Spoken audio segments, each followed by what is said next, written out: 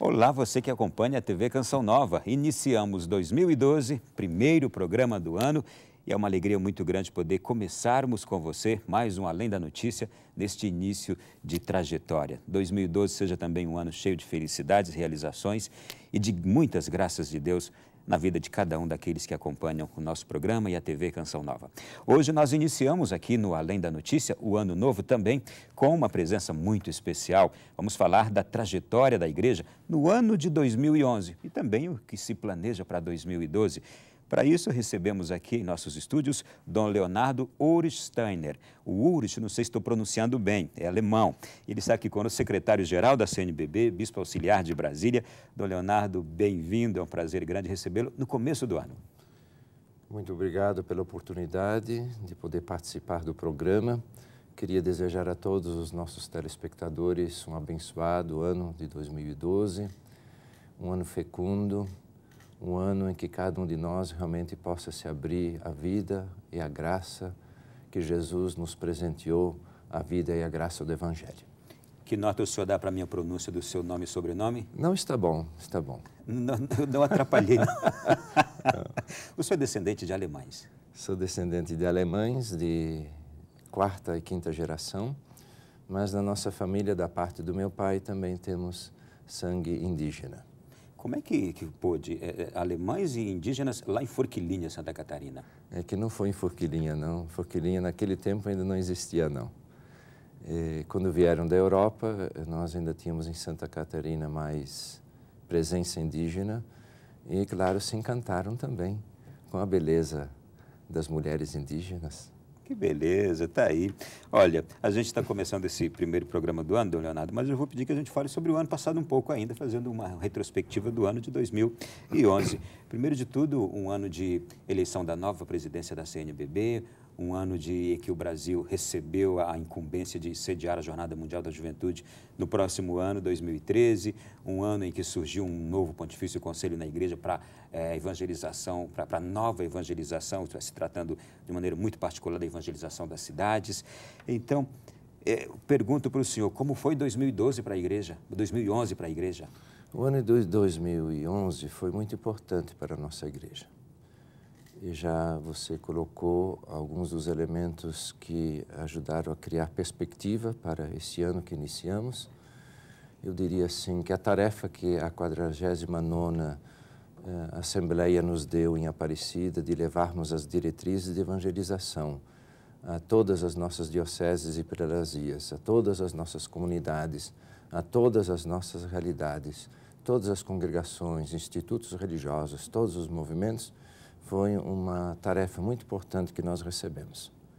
As diretrizes podem nos ajudar muito, as diretrizes orientam a nossa ação evangelizadora, além de nos recordar o que é a essência do ser cristão, o encontro com Jesus Cristo, a alteridade e a gratuidade, nos recordam também a mudança de época em que estamos vivendo e depois nos fazem 5 propostas de trabalho. Se quisermos chamar 5 prioridades, o texto nos recorda que são 5 urgências. Então, isso realmente é um trabalho muito importante, um serviço muito importante. E também o que recebemos do Santo Padre, a tarefa de prepararmos a próxima Jornada Mundial da Juventude, é uma tarefa grandiosa. Nós faremos todo o esforço, como CNBB, junto com a Arquidiocese do Rio de Janeiro, para realmente darmos de presente à nossa juventude, à juventude do mundo inteiro, da nossa igreja, uma bela jornada mundial. Já iniciamos, já caminhamos, a cruz já está peregrinando, o ícone de Nossa Senhora já está peregrinando, já temos os primeiros frutos. Eu penso que realmente nós recebemos do ano passado um ano de uma herança muito positiva, muito boa. Naturalmente, herdamos também as dificuldades que nós sempre temos na mudança de época e também muitas coisas que não conseguimos realizar como igreja. Muito bem. Antes da gente voltar a falar de Jornada Mundial da Juventude, o senhor falou aqui dos 5 elementos das novas diretrizes. Dá para o senhor destacar para a gente quais são esses cinco pontos que a igreja vai perseguir como linha de trabalho? Eu vou até aproveitar para que os nossos telespectadores, as pessoas que nos acompanham, possam memorizar inclusive a nossa capa das diretrizes. Tem uma capa muito simples e bonita. A gente pode chamar de as novas diretrizes de um plano de governo, um plano de ação? Não, são diretrizes mesmo, diretrizes porque elas mesmo. pressupõem os planos de pastoral de cada diocese. Elas não levam a elementos mais concretos. Cada diocese, cada prelazia, cada movimento vai tentar elaborar um plano. Aqui são as orientações gerais. De acordo com a sua localização. Isso. E aí também para mostrar de novo o livro e fazer uma espécie de propaganda assim para que todos leiam, eu vou usar a metodologia de abrir o livro e ler. Igreja em estado permanente de missão, igreja casa de iniciação à vida cristã, igreja lugar da animação bíblica da vida e da pastoral, igreja comunidade de comunidades e igreja serviço da vida plena. São 5 urgências vitais. São 5 urgências que realmente nos levam a perceber de novo o que é ser cristão, como viver o Evangelho, como iniciar alguém na vida do Evangelho. Não mais uma iniciação à vida sacramental apenas, mas a iniciação à vida cristã, a totalidade de uma vida. E depois também a Bíblia, a Palavra de Deus como centro. A Verbum Domini é um texto tão bonito e foi então colocado também dentro das diretrizes. E dizer assim que a Palavra de Deus, a Igreja como o lugar da Palavra de Deus, é muito importante porque muitas das nossas comunidades vivem da Palavra de Deus. Quantas comunidades nossas não têm a celebração da Eucaristia, mas têm a Palavra de Deus. Tem uma afirmação muito bonita de São Jerônimo, que ele lembra e diz que a Palavra de Deus também é o corpo e o sangue do Senhor, isto é, alimenta. E depois, comunidade de comunidades, uma igreja viva de comunidades, uma igreja procurando seguir a orientação de Aparecida, setorizar mais, ter pessoas mais próximas, pessoas que se encontram mais, para realmente se sentir igreja, se sentir comunidade, família, se sentir povo de Deus. Depois a grande preocupação de que nós, como igreja, que tentamos viver o Evangelho, temos que levar Jesus, a Palavra de Deus, para todos os âmbitos, todas as estruturas. Não existem estruturas onde o Evangelho não deva chegar. Então, até se fala dos novos areópagos, né? Se fala dos novos areópagos. Então, a Palavra de Deus como a vida plena em tudo, em relação aos nossos pobres, em relação à questão do meio ambiente, à questão da Amazônia, à questão da justiça social, à questão do trabalho. Então, todos esses elementos assim de preocupação realmente nossa de que o Evangelho seja vivido, encarnado, levado a todas as realidades. 2011 foi o ano em que nasceu um novo Pontifício Conselho na Igreja, Pontifício Conselho para Nova Evangelização. Esse Pontifício Conselho está bem coadunado com essas diretrizes, isto é, as diretrizes estão bem atualizadas com a proposta do novo Pontifício Conselho, não é? E talvez pudéssemos até dizer, dada a tentativa sempre da CNBB de ter diretrizes, de pensar a sua ação evangelizadora, ela sempre deu passos que foram considerados por outras conferências episcopais como sendo passos já de avanço. E nós poderíamos dizer, inclusive, a CNBB enviou as diretrizes como contribuição para o sínodo que acontecerá da nova evangelização. E também esse Conselho da Nova Evangelização vem trazer elementos assim de realmente tentarmos pensar o como levar o Evangelho. Ou até nós diríamos como testemunhar o Evangelho. Então, as diretrizes já eram essas preocupações. E as diretrizes, elas procuram, assim, realmente enfocar alguns pontos, assim, muito vitais para que realmente o Evangelho seja vivido, testemunhado e anunciado. E se nós formos olhar as 5 urgências, elas estão imbuídas desse processo do anúncio. Santo Agostinho diz, como conhecer se não tem alguém que anuncia? Como conhecer se não tem alguém que fala? Então, as diretrizes têm essa perspectiva muito bonita de tentar realmente a nossa igreja ser uma igreja evangelizadora. Leonardo, sobre as dificuldades, os desafios enfrentados no ano de 2011, o que o senhor poderia aqui trazer para a gente? As dificuldades que nós enfrentamos, eu diria primeiro, a igreja também está envolvida naturalmente.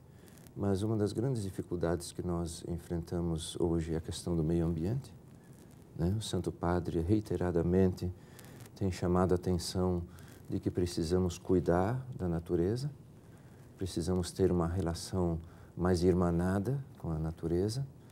Daí também a dificuldade toda em relação à discussão do Código Florestal, que vai também nesse sentido. A violência que temos visto nas grandes cidades, a violência no campo. A atual presidência, no ano passado, emitiu uma nota em relação à violência no Pará. Nós assistimos no ano passado a violência contra os povos indígenas. Então nós temos assim ainda grandes dificuldades pela frente. Nós temos uma grande dificuldade pela frente nós como igreja, e já vimos sentindo isso há mais tempo, também a questão de nós estarmos pouco presentes na periferia. Nós fizemos opção pelos pobres, mas os bairros pobres quase não nos têm como presença viva, no sentido de realmente estarmos ali como ministério ordenado, como pastorais bem organizadas. E depois também uma grande dificuldade, um grande desafio que ainda temos pela frente, que vem do ano passado, é a nossa presença no meio universitário, que nós poderíamos até dizer no meio da cultura. O Evangelho era para transformar tudo. O Evangelho, Deus não veio ao mundo, não se fez pessoa humana para estabelecer uma relação apenas conosco pessoas. Mas conosco pessoas significa com tudo aquilo que faz parte das nossas relações, das nossas estruturas, a questão da justiça, a questão da própria cultura, do estudo, né? Então nós tivemos algumas dificuldades no ano passado e que talvez ainda vamos ter que enfrentar esse ano também. Esta presença no mundo da cultura, ela é essencialíssima no mundo atual, não é? É muito importante. Nós, inclusive, na visita que tivemos no ano passado ao Conselho da Cultura, o cardeal Ravasi nos fez, inclusive, uma proposta muito interessante. Esse conselho tem tido algumas iniciativas, tem feito alguns eventos, algumas discussões, alguns seminários, onde se tomam temas e participam pessoas no debate que não fazem parte da igreja, né? Estão chamando isso de novos areópagos. Realmente tentar discutir o Evangelho e levar a proposta do Evangelho. Por exemplo, nós temos aqui a nossa Catedral de Brasília, que é atrás de você, nós temos essa belíssima obra de arte. Se nós pudéssemos, por exemplo, chamar arquitetos e discutirmos a questão, por exemplo, da arquitetura e o Evangelho, mas com pessoas, por exemplo, que não estão ligadas à igreja ou que não vivem a nossa fé, mas percebem a grandeza de uma expressão de fé como é a Catedral de Brasília. A Catedral de Brasília é arte, a arte que o Niemeyer conseguiu colher como a grandeza de uma expressão da fé cristã, né? Mesmo ele não se dizendo cristão, ele consegue, como homem da arte, colher esses elementos de fundo. E nós olhamos uma igreja como essa, nós ficamos admirados da sua grandeza, da sua nobreza. Dom Leonardo, seguindo ainda nesta necessidade de estar a igreja presente em todos os ambientes, a gente tem aqui uma Semana Social Brasileira e a cada ano ela é celebrada. Nós tivemos agora a 5ª Semana Social Brasileira iniciada. Como é que essa semana também contribui para essa disseminação do Evangelho? Nós demos início à 5ª Semana, durante o Conselho Permanente, demos início. Será uma longa caminhada. Os diversos regionais da CNBB, os 17 regionais da CNBB, vão tomar o tema. Resumindo o tema, nós poderíamos o Estado que temos e o Estado que queremos, realmente discutirmos a questão do Estado. É fundamental discutirmos o que é o Estado brasileiro. Eu vejo com preocupação o que nós estamos entendendo por Estado, porque a sensação que nós temos que a questão da corrupção que temos e todos esses elementos, perdemos a noção de Estado, o significado importante de Estado. Então, o Estado que temos, mas o Estado que queremos, né? Essa é a proposta da quinta semana. E essa proposta de discussão, sempre às semanas, tem ajudado muito na reflexão, na discussão de diversos temas. O tema será muito importante porque será uma possibilidade de recolocarmos não só apenas a questão do Estado, mas também de recolocarmos a questão da reforma política, não é? É muito importante nós propormos também uma reforma política. Então, o Estado quer serviço, mas o Estado é o quê? O Estado é um ente inanimado, mas tem as pessoas que formam o Estado, que é todo o povo brasileiro, mas tem as pessoas que estão à frente do Estado. Então, tem aí muitas discussões, muitos elementos, e depois também o serviço que o Estado precisa apresentar, dar, fazer, os serviços todos, por exemplo, em relação à saúde, em relação à educação. Não pode ser assim que um grupo no Ministério da Educação pense o que deve ser feito para cá, deve ser feito para lá, tem que escutar a sociedade. Não pode impor, né? Em relação à saúde, não pode privilegiar, né? Nós, inclusive, temos aí pela frente a campanha da fraternidade neste ano, né? A saúde pública, a fraternidade e a saúde pública, que também é um serviço que o Estado presta à sociedade, aos seus cidadãos. São elementos todos vitais. E se nós formos, por exemplo, pensar a questão da ecologia, né? Se formos a pensar, então, a questão do meio ambiente, mas se formos pensar também a questão da moradia, se formos pensar a questão da segurança. O senhor veio de uma prelazia indígena, não é? São Félix do Araguaia? Sim. Então, o senhor teve ali, por quanto tempo, contato com os povos indígenas? 6 anos e meio. 6 anos e meio. O que o senhor viu e o que o senhor vê hoje da realidade dos nossos indígenas que a gente vê quase que todos os dias também na mídia, clamando por uma preservação do seu espaço, da sua cultura, do seu lugar de origem? Como é que o senhor analisa também essa questão hoje? A questão dos povos indígenas, eu não diria questão indígena, mas eu diria a questão dos povos indígenas, é uma questão com a qual nós estamos em dívida, né? No fundo, todos nós somos estrangeiros, né? Nós chegamos aqui, essa terra ela já era ocupada. Aqui viviam pessoas. A expressão que nós gostamos de usar, aqui tinha gente. Não é verdade? Nós diríamos, a partir do Evangelho, aqui viviam irmãos, viviam irmãs. Nós sentimos nitidamente, como igreja, e eu pude sentir isso muito de perto, trabalhando com 5 povos indígenas diferentes, de que os povos indígenas precisam ser muito mais respeitados. Eles não são ouvidos. Eles não são ouvidos. Vejam que no ano passado nós tivemos o assassinato de diversas lideranças indígenas. A questão toda do Mato Grosso do Sul, em relação aos Guarani Kaiowá, o índio é quase considerado gente de segunda categoria, não é? Mesmo nos meios de comunicação, às vezes eu sinto assim, de que não são tratados na sua dignidade. É outra cultura, é outro mundo, é outra compreensão. Precisa ir lá e conviver para sentir o que significa realmente ter uma outra língua, ter as suas danças, ter os seus cantos, ter os seus rituais, viver assim na simplicidade, conservar a sua cultura, né? É preciso participar da vida deles para começar a intuir a grandeza desses povos. Ainda tem muito por fazer. O Brasil tem uma grande dívida em relação aos povos indígenas. Tem uma grande dívida.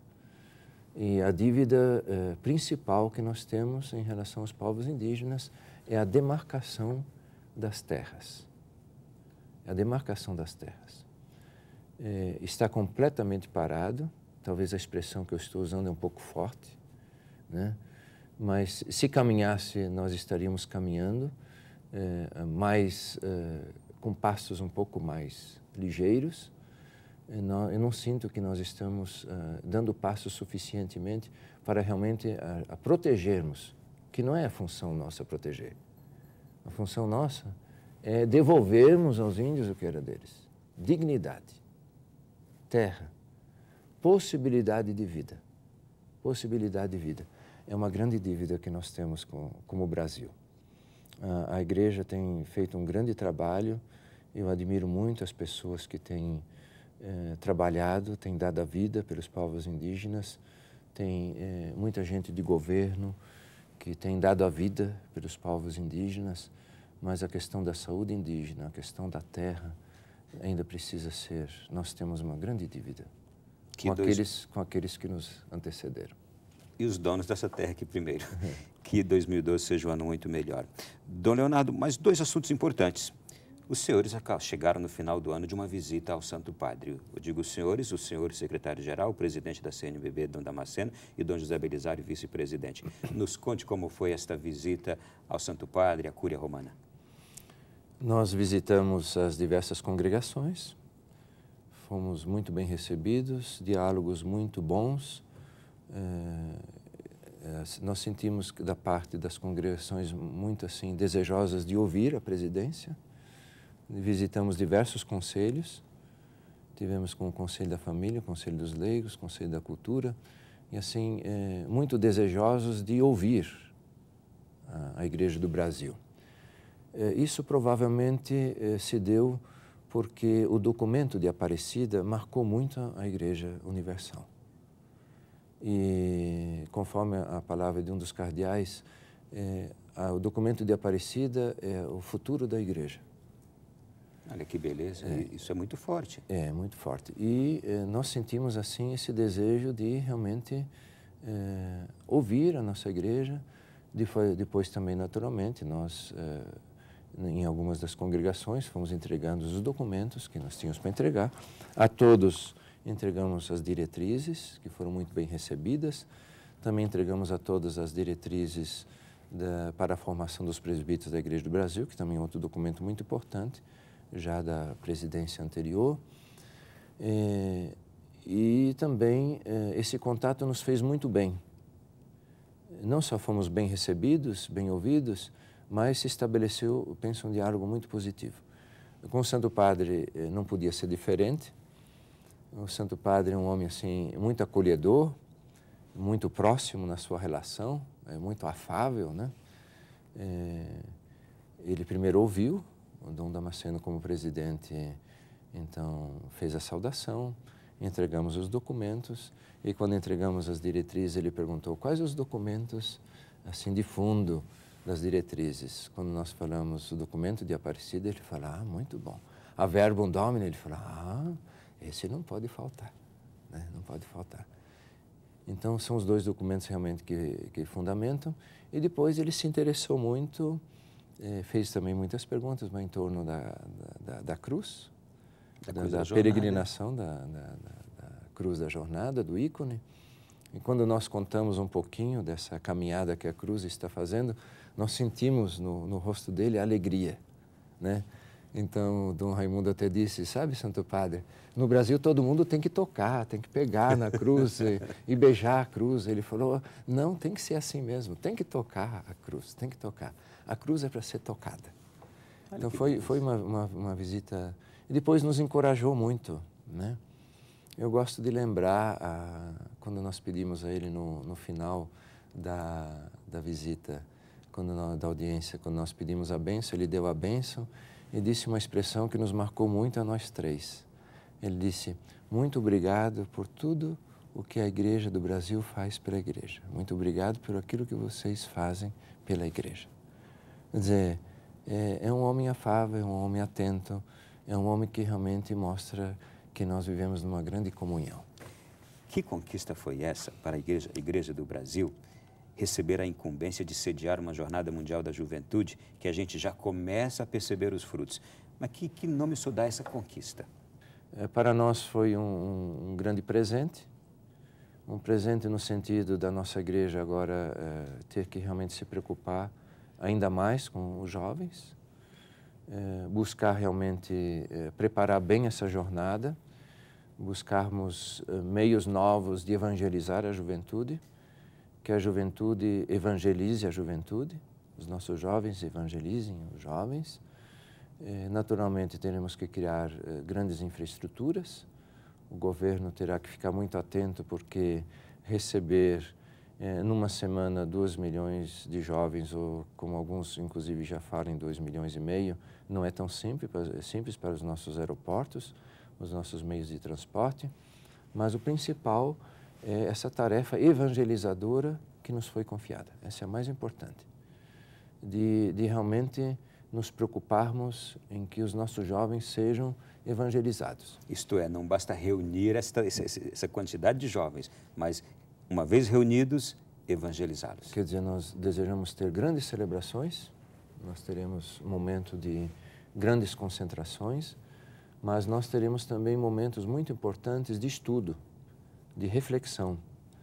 Nós temos uma proposta muito importante, que é desenvolver todo um trabalho em todas as dioceses, se Deus quiser, em todas as paróquias, em relação à dependência química, em relação à violência contra os jovens. O projeto já vai caminhando para o seu final, estamos amarrando. Então, a jornada será uma oportunidade muito importante, onde nós realmente vamos, como igreja, buscar realmente levar o Evangelho, testemunhar o Evangelho, testemunhar Jesus crucificado, ressuscitado, a vida nova que Ele nos trouxe, testemunhar, mas também levar de novo para o Brasil inteiro essa grandiosa mensagem e mostrar através dos jovens que realmente o Evangelho vale a pena. A você que esteve conosco, olha, um conteúdo exclusivo sobre tudo que a gente conversou aqui, você encontra também na nossa página na internet, como você já está percebendo aí. Desejamos a você feliz 2012 e obrigado por esta companhia que já começamos também neste novo ano. Até o próximo programa, se Deus quiser.